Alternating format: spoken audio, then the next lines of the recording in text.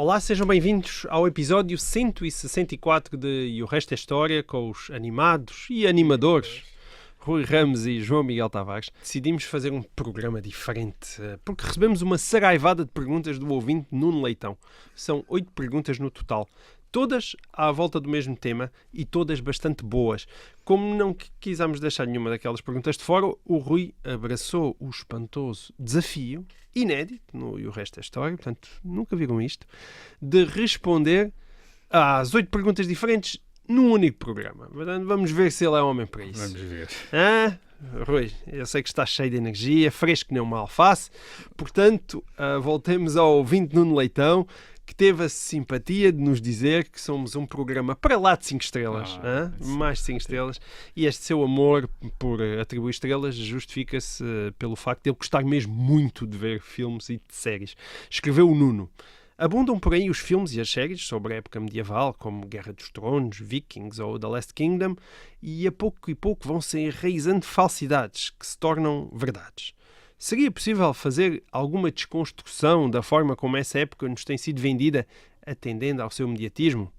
Bom, e é aqui que entra a tal lista das 9 perguntas, Rui, boa parte delas com outras subperguntas lá dentro, todas bem giras, e que tu disses ser capaz de aviar em 40 minutos. Não disse, mas conforme com esse desafio. Vá, muito bem. Então, se estás pronto, vamos aí. Devíamos arranjar uma música de fundo, não é? Assim, para tornar isto mais dramático.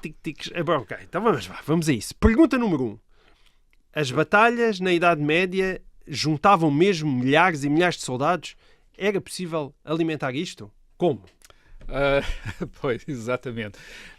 Mesmo nos filmes isso é só possível alimentar através dos processos digitais, não é? Portanto, sim. Ou no catering, mas é depois desligadas as câmaras. Pois, mas menos do que aparecem no ecrã, do que agora se consegue fazer aparecer no ecrã. Deixa-me só dizer uma coisa aqui. Estamos a falar da Idade Média. Idade Média, só para ter uma referência histórica, vamos falar da Idade Média em relação àquilo que os historiadores chamam às vezes Baixa Idade Média, século XI, XII até ao século XV, já que da Alta Idade Média sabemos ainda menos do que sabemos da Idade Média mais recente. Portanto, quando falo da Idade Média, isso na história, porque aqui o Baixa e o Alta, o Alta é mais, o Baixa é mais alto do que o Alta é mais baixo. A Idade Média, exato, a Idade Média é um termo que é aplicado tradicionalmente à época que vai desde o fim do Império Romano, do Ocidente até ao fim do Império Romano do Oriente, isto é, até a queda de Constantinopla em meados do século XV. E, portanto, são quase 1000 anos. E são períodos bastante diferentes. E cada vez mais se sabe muito mais diferentes do que a gente aprendia antigamente. Exato. E pelo menos há ali uma espécie de ideia de que entre o século XI e o século XII as coisas mudaram bastante. Isto é, de que os séculos XII, XIII, XIV, XV são bastante diferentes do que se passa, do que acontece antes. E isso vê-se, por exemplo, na proliferação de fontes escritas, que durante muito tempo foram uma das fontes principais para fazer história.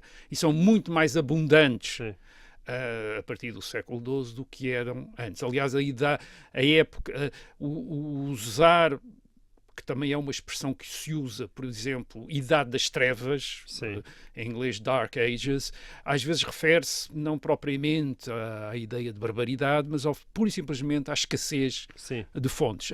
Atualmente, essa é a alta. Exatamente, entre o século para o Ocidente, estamos a falar sempre para a Europa Ocidental, entre os séculos V, VI e o século XI, XII, há de repente ali uma falta daquelas fontes a que os historiadores classicamente estavam habituados a usar para fazer história. Isso não quer dizer que atualmente a arqueologia, por exemplo, não esteja, enfim, com os recursos que há hoje, técnicos, a substituir e a dar-nos informação sobre essas épocas que nós não tínhamos ou que nunca imaginámos que fosse possível, quer dizer, e que atualmente é. Mas, portanto, quando vou falar de Idade Média, e vou generalizar, e a Idade Média também não foi a mesma coisa em todas as partes da Europa, enfim, a complexidade de repente torna-se muito grande, mas estou a falar do século XII, XIII, XIV, XV, é esses séculos que muito eu bem. Vou falar quando disser, Idade Média, bem, a baixa Idade Média. Bem, é a chamada baixa, a baixa é mais próxima de nós. Exato, é só isso. É para muita gente é esquisito que a alta seja mais antiga e que a baixa seja mais moderna. Mas assim. O baixo é o mais recente, quer dizer, o alto. Quer dizer, bem, a guerra, vamos lá ver, nós estamos a falar de uma época em que a guerra não é uma experiência ocasional, mas é um dos elementos constitutivos da sociedade. Basta pensar numa coisa. Quando nós pensamos nas elites da sociedade moderna, pensamos em chefes de empresa, advogados, médicos, etc. Quando pensamos nas elites medievais, pensamos em guerreiros. A aristocracia é uma aristocracia militar. Isto é, não são advogados, não são médicos, são guerreiros, fazem a guerra. São isso que os nobres são. Portanto, a outra parte da elite é eclesiástica, tem uma ocupação com os rituais e a tradição religiosa, e aquela parte que nós chamamos nobreza é gente que está desde pequenina treinada para a guerra. Sim. Quando não está em guerra está na caça, que é também uma atividade em que eles apuram também enfim, o uso das armas, o uso dos cavalos. E a guerra distingue também as classes sociais, digamos, distingue os grupos sociais, uma nobreza que está associada ao cavalo e à armadura, à espada, à lança, quer dizer, e portanto que é esta nobreza, e os peões, os plebeus que combatem de uma maneira completamente diferente. Portanto, a guerra é constitutiva, não são gestores da empresa, não é? Não, a elite é uma elite militar, é uma elite guerreira que morre frequentemente em batalhas, que luta e cujo prestígio vem dos seus feitos militares. Agora, mas a pergunta, não estava a tentar fugir à pergunta, embora parecesse, mas a pergunta é sobre o número de combatentes. Exatamente. Se juntavam mesmo milhares e milhares de soldados. Exato. Ora bem, às vezes as fontes dizem isso, dizem o exército flantal que entrou e que tinha milhares e milhares. Ora bem, nós às vezes temos uma dúvida em relação a esses números das crónicas.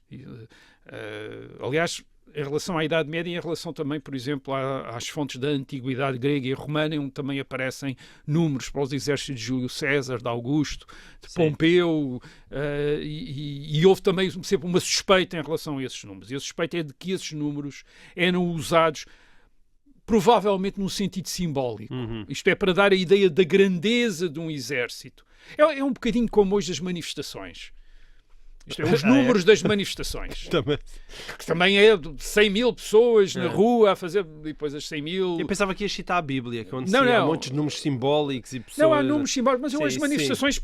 Quero aproximar de uma dificuldade que nós, em princípio, não estamos na Idade Média e temos essa dificuldade também. E os números são atirados porque um grande número dá a ideia de uma força, uma presença que o número mais pequeno não dá, porque tem uma dimensão simbólica. Quer dizer, isto é, o número não é uma questão de informação exata, mas é uma questão de dar uma ideia de grandeza, ou para indicar muita gente, ou para indicar que a causa... é muito apoiada, ou para por exemplo, no caso militar, a tendência é para inflacionar os números do adversário e diminuir os nossos. Para quê? Para dar a ideia do valor de quem em desvantagem venceu, mas também outra coisa. A vitória é sempre uma vitória que tem a ver com, estamos na Idade Média, com uma dimensão religiosa, de um favor divino, e portanto, quanto mais pequeno é a força que venceu em relação à força maior, mais notório se torna que foi favorecida por Deus, isto é, que estava a combater a causa justa. E, portanto, havia uma tendência na crónica para dizer, os adversários eram 100 mil e nós éramos só 3 mil. Os espartanos contra os persas. Exatamente. Portanto, haver essa ideia. A verdade é que é verdade, por outro lado, que as forças militares do passado não levantavam os mesmos problemas logísticos de um exército moderno, portanto não tinham de ser abastecidas com munições de armas de fogo, nem com combustíveis, nem com o mesmo tipo de alimentos, mas levantavam alguns, aliás, como o ouvinte chamou a atenção, era preciso, apesar de tudo, era preciso enfim, alimentá-los ou que se alimentassem. Isso podia ser às vezes conseguido através da pilhagem ou de compras forçadas nos territórios por onde essas forças militares estavam a passar. Mas isso pressupunha que o território era suficientemente povoado e rico para sustentar um exército e que também estava numa época do ano em que tinha colheitas, os alimentos para esse exército. Portanto, há todas as razões para duvidar de quando os números são muito grandes. Isso não quer dizer que não houvesse, por vezes, a agregação ocasional de muitas forças militares e que de repente formassem uma força militar através da agregação relativamente grande, mas temos quase a ideia de que isso tinha muitas dificuldades, havia dificuldades de coordenação, de organização e de os manter reunidos durante muito tempo. Isto devia ser extraordinariamente difícil. Às vezes isso podia acontecer, por exemplo, ao cerco de uma fortificação ou de uma cidade em que se fossem acumulando forças militares para o cerco, mas mesmo assim era difícil de manter essas forças durante muito tempo, até não era apenas por questões de abastecimento. Havia um outro problema, que era um problema de higiene. Estes grandes exércitos eram geralmente campos férteis de doenças e sobretudo doenças contagiosas, como por exemplo a peste no século XIV e no século XV. Lembramos o cerco de Lisboa de 1384, contado por Fernão Lopes, o rei de Castela põe cerco a Lisboa. Como é que o cerco acaba? Acaba por uma epidemia de peste no campo castelhano. Aliás, não estava dentro da cidade, mas estava lá. Quer dizer, porque há uma grande dificuldade em manter padrões de higiene. Aliás, se nós avançarmos para o século XX, também podemos lembrar que a epidemia de gripe de 1918, a famosa gripe espanhola, começa onde? Começa precisamente nos exércitos. Isto é, esta grande acumulação de pessoas, enfim, com padrões de higiene muito mais baixos em relação aos atuais. Enfim, as doenças estabelecem-se e, portanto, é um grande problema. Mesmo no século XIX, manter grandes exércitos juntos. Acaba sempre... Há muito mais gente nestes grandes exércitos que morre por doença do que porque morre em combate. Muito bem. E, portanto, sim, os números eram muito... É improvável. Efeitos especiais. Ok, então pergunta número 2. Muito efeito especial. Pergunta número 2 de Nuno Leitão. As batalhas parecem só terminar com a morte de todos os soldados inimigos. Isto era viável? Era uma carnificina feroz? Quer dizer, nós estamos a falar de batalhas e provavelmente, e voltaremos a isso mais à frente, a batalha não era o tipo de operação militar mais frequente. Nos séculos XII a XV havia outro tipo de guerra mais frequente, como era, por exemplo, os cercos de povoações muradas, ou de fortificações, castelos, por exemplo, que eram cercados, ou então os raids, quer dizer, as cavalgadas, os fossados, isto é, incursões, como se dizia em Portugal, o fossado, uma incursão no território inimigo para destruir linhas de comunicação, atacar, enfim, roubar, pilhar, etc. Quer dizer, isso era muito mais frequente do que as batalhas. As batalhas, quando estou a falar de batalha, estou a falar do choque frontal de dois exércitos, eram coisas que só acontecia quando não se podiam evitar e eram muito raras, foram sempre muito raras na Idade Média, com um grande impacto, porque eram as mais, digamos... mediáticas, digamos assim. Sim, as mais mediáticas, as mais mediáticas para os cronistas da época e para os cantores, para os poetas, etc. Mas essas batalhas frontal,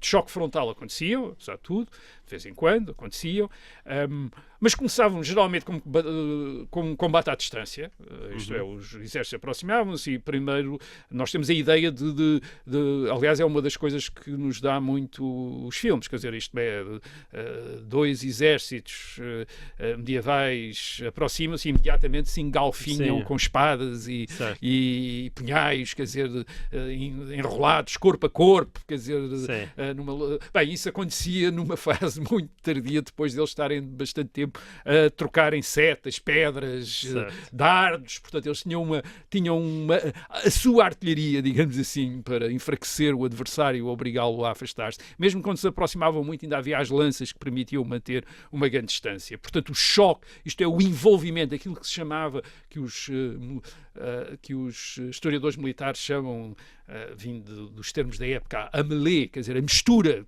Isto acontecia, mas acontecia provavelmente apenas em alguns setores das frentes de combate e durante muito pouco tempo. Quer dizer, durante pouco tempo. Quer dizer, e quando acontecia, portanto, aí sim, nesse primeiro momento em que havia essa mistura, o objetivo de cada um dos lados é tentar liquidar, ferindo ou matando, e obviamente matando é mais seguro do que ferir, tentar liquidar o maior número possível de adversários. Portanto, há um objetivo de acabar. Porquê? Porque não se podem fazer prisioneiros neste choque, quer dizer, não dá para fazer prisioneiros, não dá, porque um prisioneiro exige que alguém o aprisione e o leve para trás. Quer dizer, quando uma força está envolvida num combate, não pode estar a dispensar soldados para levarem prisioneiros para trás. Portanto, não se pode fazer prisioneiros, e além disso está-se a tentar liquidar o adversário, impedir que ele se reagrupe, por exemplo, quer dizer, e nesse momento é necessário matá-los, basicamente. Agora, uma vez desarticulado o inimigo, isto é, uma vez depois desse choque, e por exemplo em Aljubarrota, em 1385, entre Portugal e Castelo, a ideia é que este choque, esta muleta, tenha durado cerca de meia hora. Quer dizer, isto isto é uma de violência extrema, quer dizer, engolfinharem-se, e portanto há um lado que dá sempre, que recua, quer dizer, que recua. Nesse recuo, é provável que ainda haja um período de matança, isto é, de tentarem matar inimigos que estão a recuar, porque eles podem reagrupar-se para voltar a atacar, mas a partir de determinado momento, quando se torna claro que, enfim, que a força adversária está em debandada, é muito provável que a prioridade já seja não matar, mas sobretudo aprisionar. E porquê? Porque os prisioneiros eram valiosos. Eram valiosos para trocas, isto é, quando havia uma guerra em que já tinha havido outras batalhas em que as coisas não tinham corrido bem, para o nosso lado provavelmente tínhamos uma série de parentes lá presos do outro lado e que se podia trocar com prisioneiros, e para os resgates. E sobretudo, isso obviamente não era verdade para todo o tipo de prisioneiros, mas para gente importante era... enfim, capturar uns condes, uns barões, etc. Antes vivo do que morto, não é? Era fundamental. E provavelmente esses indivíduos, por um lado, estavam vivos. Porquê? Porque nem todos entravam no campo de batalha com o mesmo tipo de proteção. Isto é, a grande aristocracia, os mais importantes iam com as chamadas, aquilo que se chamava em português, armas fortes. Isto é, armaduras completas. Não era nada fácil matar uma pessoa com uma armadura completa e feri-la. Quer dizer, aquilo era complicado, quer dizer, porque aquelas armaduras eram muito bem feitas, por vezes eram muito caras, e portanto esses indivíduos às vezes podiam estar fora de combate porque se usavam também armas de impacto e portanto podiam estar, assim, às vezes até inconscientes ou coisa assim, mas provavelmente estavam vivos, ou podiam estar feridos, mas feridos muito menos do que quem combatia sem esse tipo de proteção. E por outro lado também se reconheciam, porque as armaduras depois identificavam-nos imediatamente, até porque as armaduras estavam cobertas com os sinais, os panos, com os sinais heráldicos da sua posição, e portanto essa gente era para ser capturada e não era para ser exterminada. E depois havia circuitos de resgates muito estabelecidos, até mesmo, por exemplo, no norte da África, no século XV, entre portugueses e muçulmanos, há esses circuitos de resgate, isto é, de trocar prisioneiros, de resgatar prisioneiros, de vender prisioneiros e comprar prisioneiros, portanto. E portanto uma batalha não era necessariamente um extermínio, quer dizer, devia morrer provavelmente alguma gente, e talvez não tanta como isso naquela mistura, mas depois o que se tratava mesmo era de fazer prisioneiros. E isto, obviamente, tendo sempre em atenção que nós não sabemos exatamente o que é que se passava durante uma batalha, e quem mesmo lá combatia também não sabia, quer dizer, nós temos todas aquela memória do romance A Cartucha de Parma, do Stendhal, quer dizer, a Batalha de Waterloo. Ele passa para a Batalha de Waterloo e não percebe absolutamente nada do que se está a passar. E isso era a experiência talvez mais frequente, mesmo de quem tinha estado envolvido numa batalha. De repente parecia-lhe que estavam a perder, depois parecia que estavam a vencer. Não era fácil de perceber às vezes, sobretudo quem estava a combater, perceber exatamente o que é que se...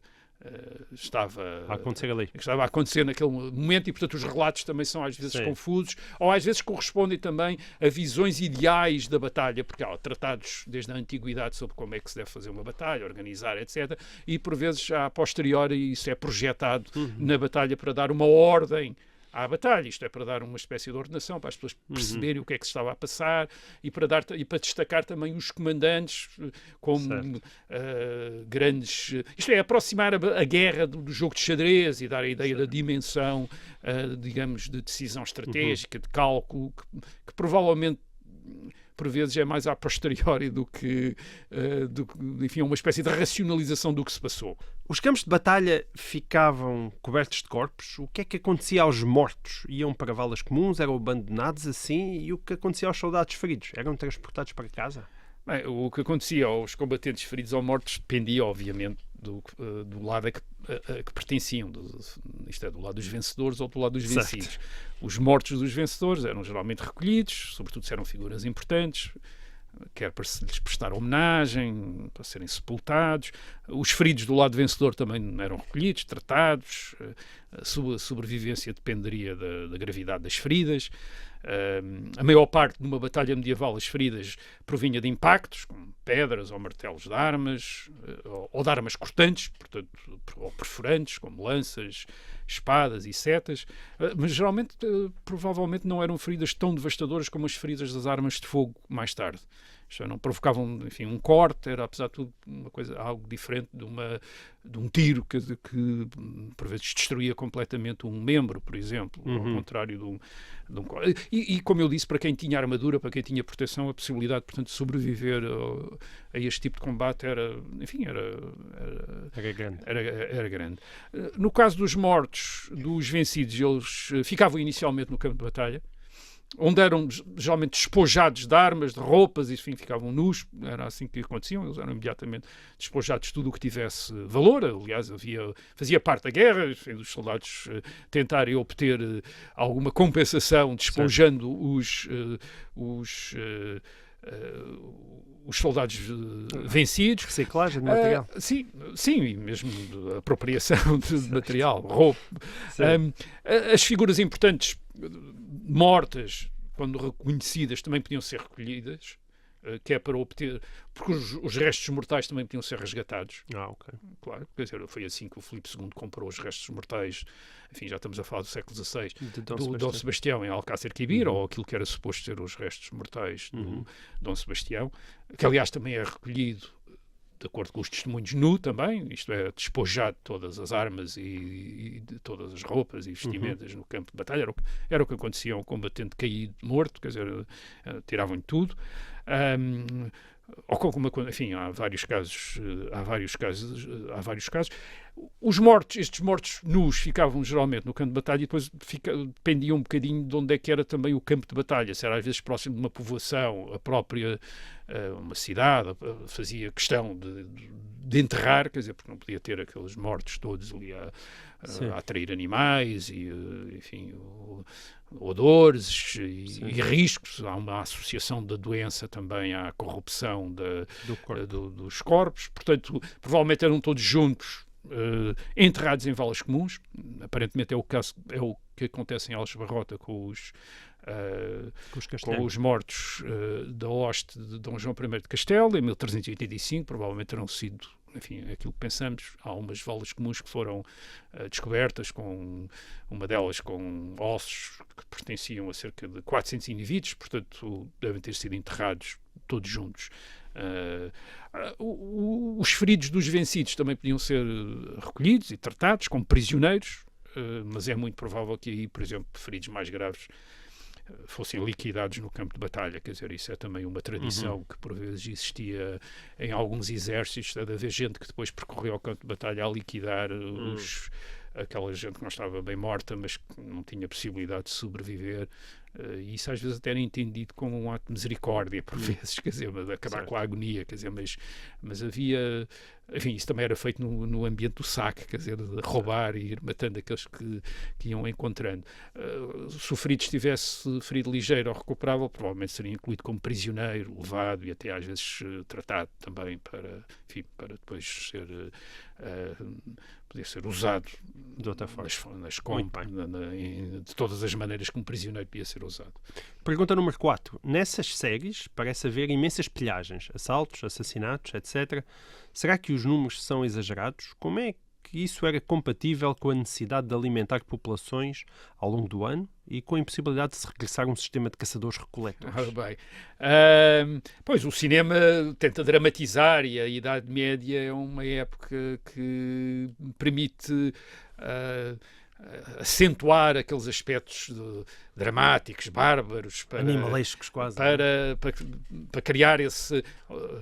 digamos, essa dimensão de espetáculo também, e portanto, enfim, e temos de respeitar isso, quer dizer, com uma liberdade artística para envolver o espectador. Agora, há 3 pontos aqui que podemos...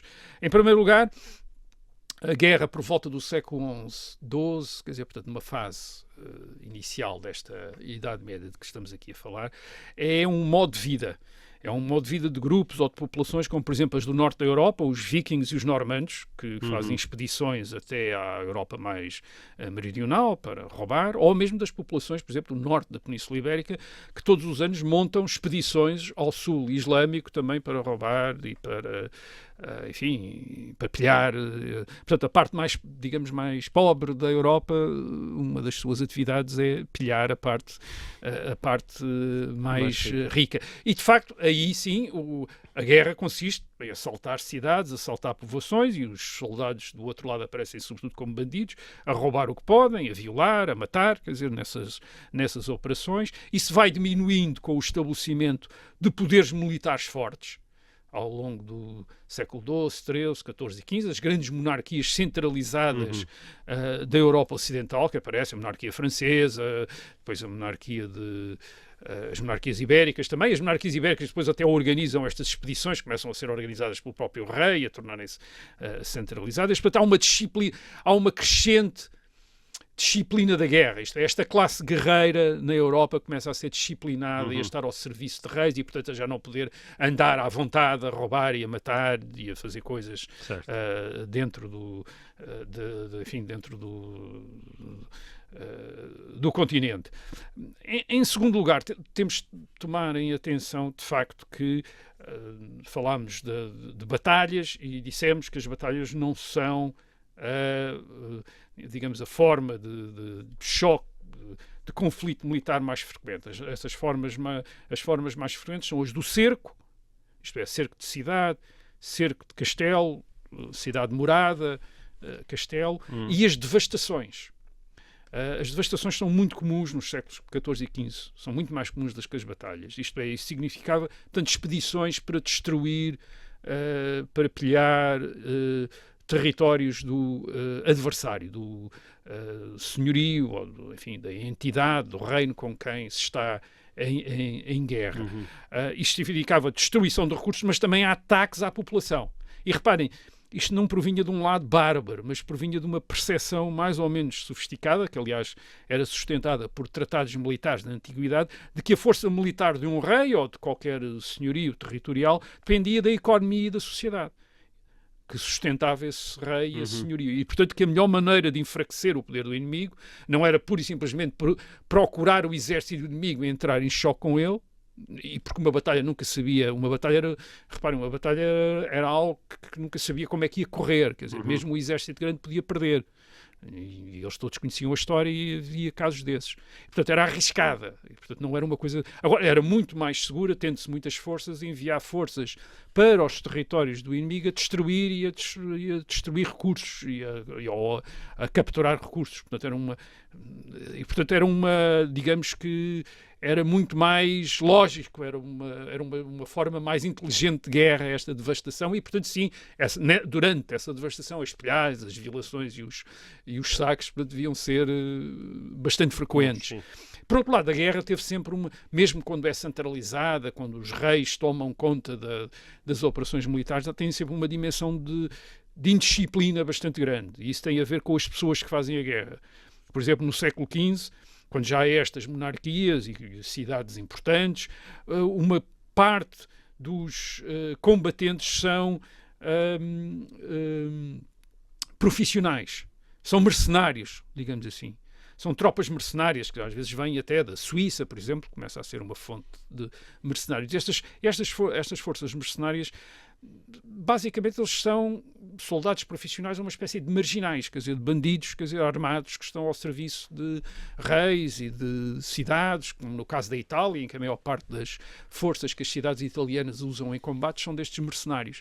E por vezes são marginais, quer dizer, são bandidos, quer dizer, são criminosos, são assassinos, quer dizer, que formam estes exércitos. E, portanto, era muito difícil evitar que eles cometessem barbaridades quando estão em operações. Sobretudo porque há grandes problemas de intendência, já falámos aqui deles. Eles é suposto viverem das terras por onde vão passando, é suposto às vezes comprarem alimentos, mais frequentemente roubam alimentos, e portanto era muito difícil conter isto. Isto é, nós já falámos aqui enfim, agora já estamos já no século XVI, a ocupação de Portugal pelo Duque de Alba em 1580, em que há uma preocupação, porque o rei Filipe II está a recuperar um reino que é o seu, e portanto não quer que haja grandes barbaridades, mas o exército do Duque de Alba, que é um exército da Flandres, que é um exército de mercenários, é um exército de soldados profissionais, o Duque de Alba, como ele explica ao rei Filipe II, tem uma enorme dificuldade, quer dizer, em evitar que ao entrarem em Portugal eles não comecem a roubar e a matar pessoas, quer dizer, à medida que vão passando. E ele diz, bem, eu tenho-os até, enfim, já falámos aqui disso, ele diz, Vossa Majestade saiba, quer dizer, que eu tenho tentado dar exemplos para incutir disciplina, enforcando uma quantidade de gente, mas ele diz, enforcar esta gente é a mesma coisa que lhes dar de pequeno almoço, quer dizer, não faz efeito absolutamente nenhum, quer dizer, eles estão absolutamente indiferentes a isso. Portanto, nós temos este lado terrível da guerra, quer dizer, estes grupos de homens armados que podem fazer parte de um exército, mas que progridem às vezes de uma maneira fragmentada, com organização que às vezes não é muito clara, e que são tentados para aí abusar do poder que têm perante uma população civil, numa sociedade que está à mercê deles, quer dizer, como gente armada, quer dizer, e portanto devia haver isso. Além disso, as próprias leis da guerra, falámos aqui já as leis da guerra, algumas delas eram cruéis. Por exemplo, uma cidade cercada que resistisse ao cerco, que não se rendesse, e que tivesse de ser conquistada à ponta da espada, a lei da guerra dizia que essa cidade ficava durante 3 dias sujeita a saque pelos conquistadores. Certo. Portanto, era uma lei da guerra. Não se rendiam, resistiam, e obrigavam o exército sitiante a conquistá-los à espada, pois o exército sitiante ficava com o direito de saquear durante 3 dias. E o saque era roubar tudo o que podiam, violar tudo o que podiam, enfim, por vezes também matar tudo aquilo, enfim, ou matar todos aqueles que resistiam às expropriações e aos abusos. Não é? Portanto, sim, não devia ser bonito. Quer dizer. Vamos então para a pergunta número 5, agora mais jovial. Parece haver inúmeras tabernas, tascas em todos os sítios. E é verdade, vemos muito nos filmes. Será que as pessoas se juntavam ou tinham recursos para se juntar e comer, beber nestes espaços? O facto das tabernas aparecerem muito nos filmes percebe-se porquê, porque é uma maneira de pôr as pessoas a falar, quer dizer, nos sítios que são mais ou menos interessantes, quer dizer, que as pessoas estão a beber só porque aparece no filme não quer dizer que fosse mentira, que isto é, que não houvesse na realidade.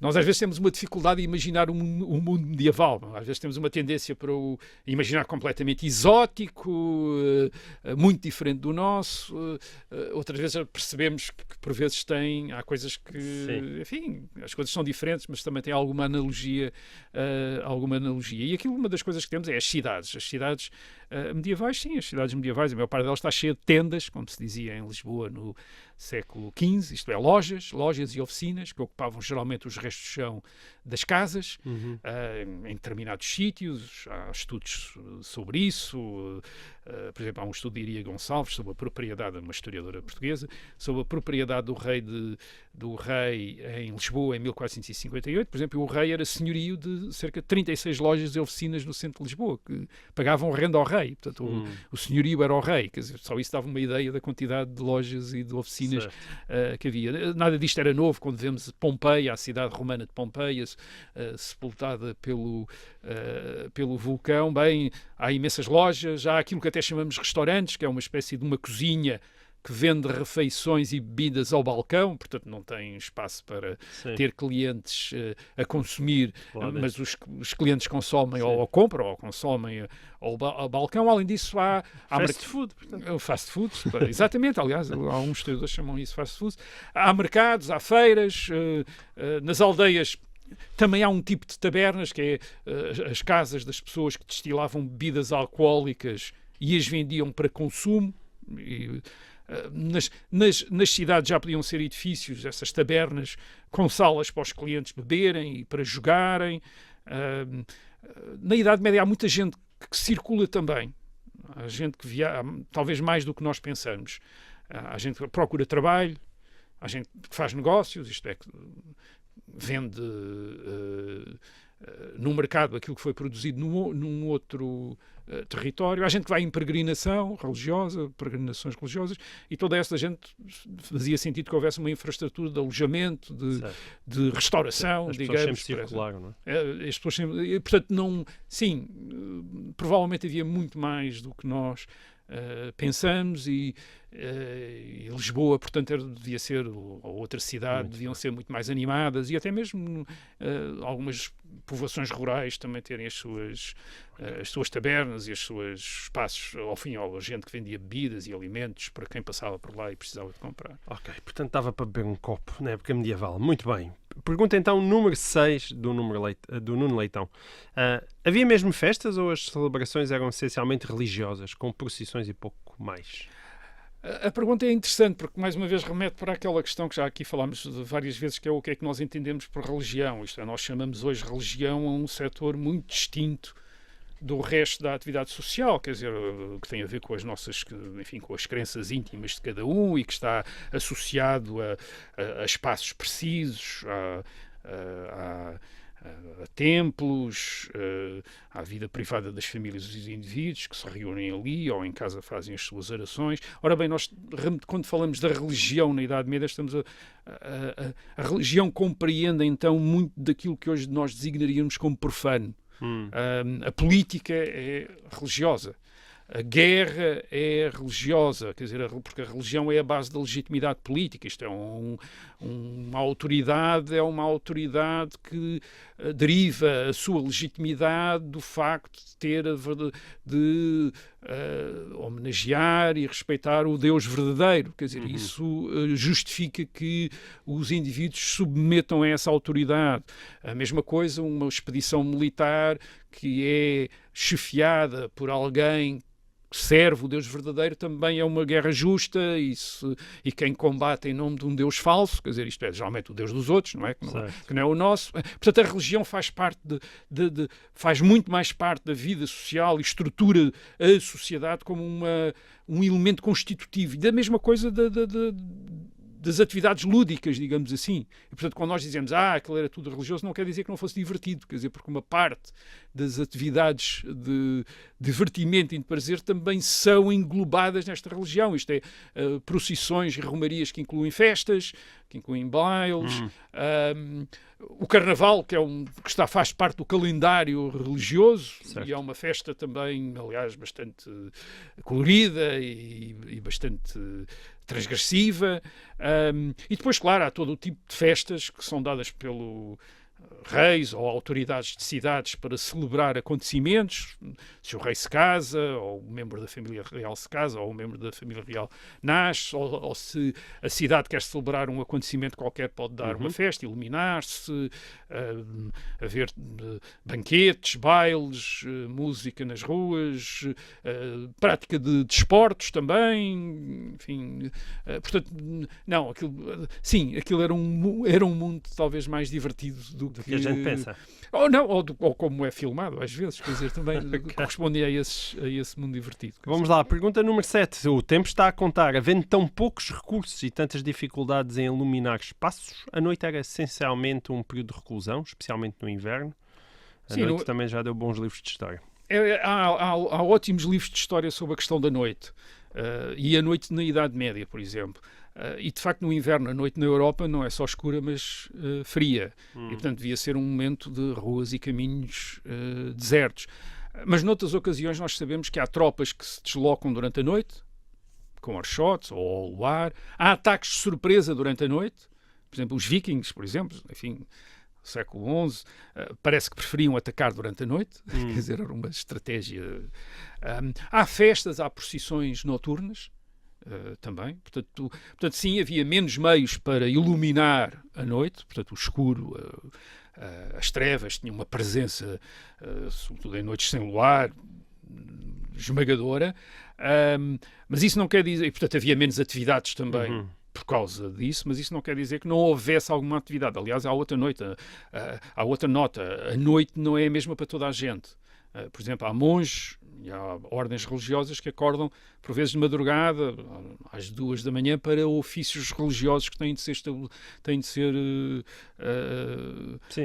desenvolvidos a essa hora. Portanto, há também há uns livros sobre esta noite na Idade Média que chamam a atenção para a possibilidade, isto é uma hipótese, de a maior parte, as pessoas tenderem a dormir em 2 sonos, quer dizer, isto é, fazerem um primeiro sono porque se deitam muito cedo, a partir das 7, no inverno, quando não há luz, mas depois tenderiam a acordar por volta da meia-noite e a desenvolver alguma atividade por volta dessa hora, quer dizer, alimentarem-se ou dedicarem-se a outras coisas, e depois fazerem um outro sono a seguir. Portanto, haver este sistema de dois sonos, quer dizer, o que quer dizer que a noite, portanto, não era uma completo deserto, portanto, havia qualquer coisa, embora, claro, os meios para tornar a noite, para acabar a fronteira entre o noite e o dia, como praticamente nas cidades iluminadas em energia elétrica da época contemporânea se consegue quase fazer, isto é, de repente não há problemas de visibilidade,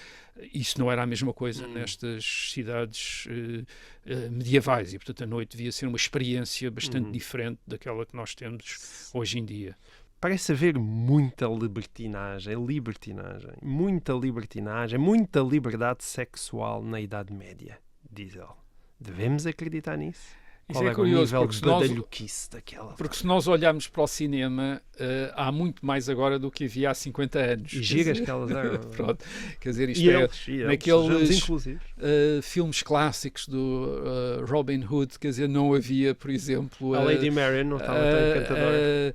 Aquele que dos anos 40 e 50, com o Harold Flynn, quer dizer, não me parece que houvesse o mesmo género de liberdade a este nível que existe atualmente. Portanto, há aqui uma evolução, curiosamente, mais no cinema do que na nossa percepção da história. Quer dizer, o cinema agora permite-se muito mais coisas, os espectadores estão à espera de ser, enfim, estimulados de outra maneira e, portanto, também há muito mais barbaridades, quer dizer, mais gente... Há mais sangue e mais sexo. Mais sangue e mais sexo, quer dizer, porque há uma receita que infalível. Aparentemente e essa funciona, já vem desde a Idade não Média, terá a ver com a idade, e não terá tanto a ver com a Idade Média, terá a ver connosco e provavelmente daqui a, não sabemos o que é que vai acontecer, daqui a 500, 600, 700 anos, quando eles olharem para os nossos filmes, vão dizer, mas estes filmes eram o retrato da realidade deles, ou isto era fantasia, e eles levavam depois vidas mais pacatas do que aquelas que levam nos filmes. Imagino que vamos deixar imensas uma quantidade de informação que permita talvez resolver esses problemas, mas pode haver apagões, com uma grande parte da informação talvez eletrónica, pode haver apagões e daqui a 500 ou a 1000 anos a ver os meus colegas historiadores estarem também a especular sobre como é que em 2022 eles se comportavam, se eram assim tão bárbaros e tão excitáveis, quer dizer, como pareciam. Bem, há 2 imagens de facto associadas à Idade Média. Uma é a da castidade recomendada pelas fontes da Igreja, que trata toda a sexualidade como impura, portanto é essa imagem. E depois outra imagem, que é essa que explora, digamos, o cinema atualmente, mas que não é só uma questão do cinema, que por vezes têm fontes para isso. Uhum. Portanto, pensar em termos portugueses nas cantigas de Escar em Maldizer, enfim, os palavrões, certo, aquelas referências todas, eles não ficariam muito... Enfim, quem escreveu aquelas cantigas não ficaria muito envergonhado se ouvisse falar pessoas com uma maior... enfim, muito mais à vontade, hoje em dia. Há outras fontes literárias, por exemplo, as novelas do autor italiano Boccaccio, da Cameron, do século XIV, XV, são também, enfim, dão-nos a ideia de uma vida, enfim, eu diria quase normal, quer dizer, isto é, de adultérios, malandrices, etc., que é feito. A mesma coisa com o caso dos Canterbury Tales, que é uma obra literária inglesa mais ou menos da autoria de Geoffrey Chaucer, mais ou menos equivalente ao Boccaccio, aliás, alguma parece inspirada no Giovanni Boccaccio, e da mesma época, e portanto também tem este aspecto, enfim, onde há todas estas histórias licenciosas ou picantes, para usar essa expressão. Portanto, temos estes dois polos, quer dizer, portanto, uma literatura eclesiástica, condenação do pecado, enfim, a ideia de que o pecado é imensa coisa, e outro, por outro lado, uma corrente libertina, enfim, de alguma libertinagem.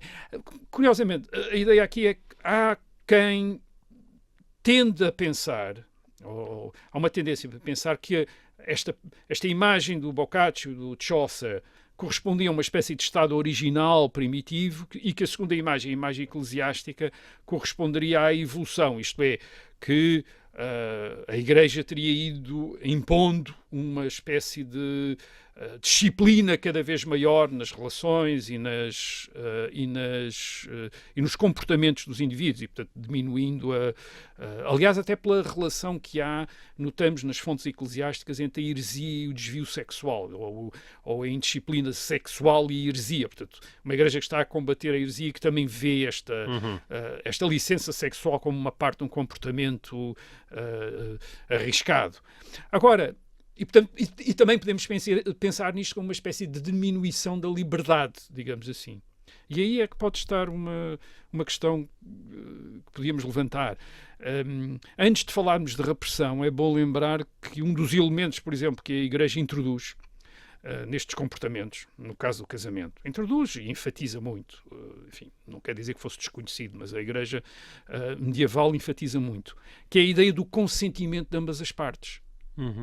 Isto é, o marido e a mulher ambos consentirem na relação. E depois até questões sobre se também têm de consentir nas relações sexuais depois do casamento. Também já há questões disso. E, portanto, a Igreja enfatiza esta dimensão. Ora, isto é uma dimensão que nós temos de admitir que é uma dimensão não é meramente repressiva. É também a ver com a liberdade das pessoas. Isto é, introduz a liberdade. A liberdade, no caso da sexualidade, como em muita coisa, não diz respeito apenas ao querer e ao fazer. Também diz respeito ao não querer e não fazer. Quer dizer, isso também é uma dimensão de liberdade. E, portanto,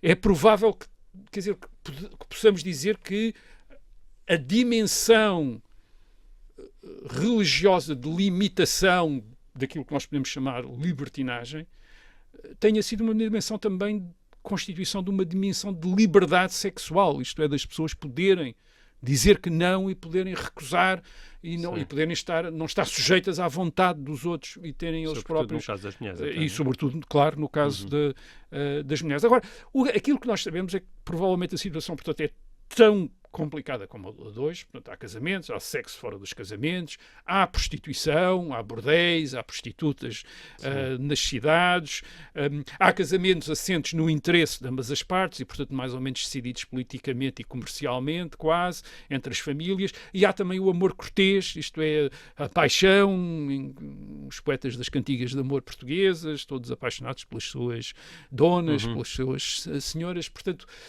digamos que a esse nível, sim, as coisas eram muito diferentes, mas com uma complexidade própria, e portanto não eram mais simples, nem num sentido nem no outro do que eram hoje. Isto é, não eram mais simples por eles serem todos muito mais reprimidos, nem eram mais simples por serem todos mais libertinos, mas provavelmente havia uma quantidade de situações muito variadas que fazia com que as coisas não fossem nem mais fáceis, nem menos complicadas então do que são hoje, e as coisas são sempre complicadas como nós já percebemos. Isto tem a ver com uma parte da vida humana em que a complicação, as dificuldades geram-se, e falar de liberdade e de repressão são sempre conceitos às vezes bastante relativos e bastante discutíveis. Portanto, a Idade Média não devia ser mais simples, não era nem num sentido nem no outro do que é hoje em dia. Muito bem. E assim terminamos com um bocadinho picante esta nossa edição de O Resto é História. Nós voltamos para a semana. Até lá.